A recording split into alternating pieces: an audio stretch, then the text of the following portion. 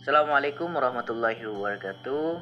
Hello guys, welcome to my podcast. My name is Zulni Khairul Imam and I'm student of UIN Raden Masaid Surakarta University. Alright, here we gonna talk about applied linguistics and language teaching relate to our theme. What should we do for teaching English efficiently and effectively? Okay, without any further ado, we're going to do first, which is applied linguistics. What is applied linguistics? Applied linguistics is understanding language, how language is learned, and how language is used for achieving purpose and solving problem in the real world. And next is about the development of applied linguistics. Okay, applied linguistics is start with writing skill curriculum developed by Plato and Aristotle, then Samuel Johnson's Dictionary of English Language in 1755 for language standardization, spelling, and then 7 years later Brave Robert Law made Introduction to English Grammar in 1762 for correct grammatical understanding. Okay, that is the short explanation about applied linguistics. Okay, next we going to talk about language teaching. But before we going to there, I wanna explain first about how language teaching towards the modern era. Okay, first is Chomsky in 1959, the concept of universal grammar, and then there is Michael Halliday, developer of systematic functional grammar or systematic functional linguistics, and then there is CLT or communicative language teaching. And then in 1980, a language test was developed, such as TOEFL, IELTS, and TOEIC.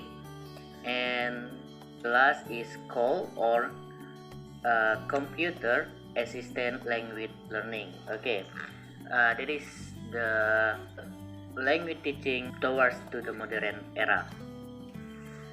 Okay, next we talk about language teaching.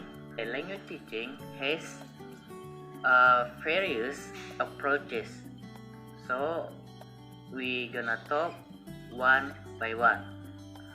First approaches is teaching speaking. As educator or as the teacher, what we need in teaching speaking? First is the confidence. This is the important thing.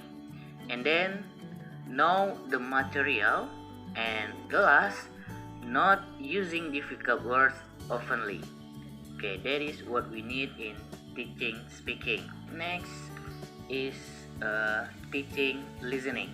There are strategies in teaching listening. First, introduce pronunciation in more detail to students. The second, provide an understanding of functional expressions. And the third, give tips on how to remember important information. And next, give a description of the theme of the conversation that was heard.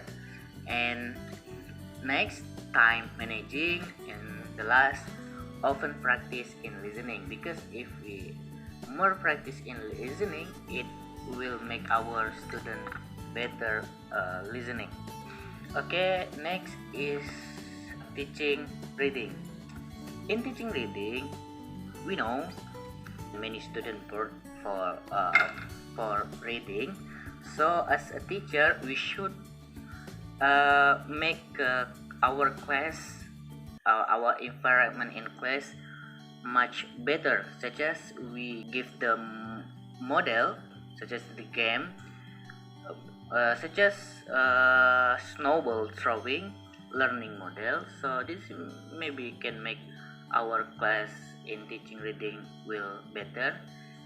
In Snowball, we separate the student to several group, and then we give them the text, and then we ask to them what is in the text that we gave before. Okay, I think that is much help to teaching reading. Okay, next is teaching writing. In teaching writing also, there are several strategies. The first is pre-writing. This is time to brainstorming, and then there is the drafting in this stage of the writing process, and then revising. In revising, students should read what they have written again, and then student must rearrange word or sentence and correct grammatical errors, and then there is a proofreading, and then the last is final draft. Okay, next is about teaching CLL or community language learning. In this teaching, students work together to develop what aspect of language they would like to learn. And in CLL, there is the weakness because this is only can do on small class, and also as a teacher we should have extra power like a physics and psychics. And next is about teaching with the silent way method. Okay, in silent way method, the student should more active and the educator more silent but active in directing. We as a teacher in this method as a guide, as organizer, and as an accelerator. Right.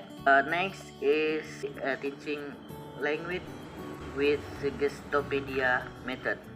Okay, in this method, as like its name, Suggestopedia, we give the suggestion and the motivation for the student feel suitable. In this method, believe that humans can be directed to do something in order to understand something they don't know.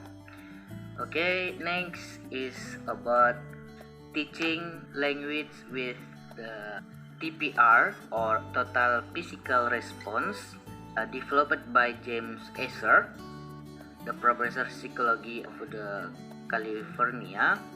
And TPR is suitable for the kindergarten because this more focus on the motion.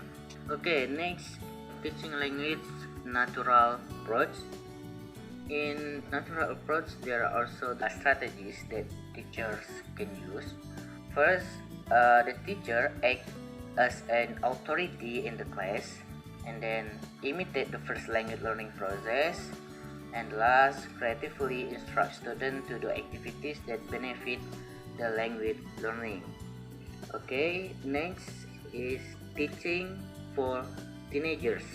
In teaching for a teenager, we can use several strategies such as lecture.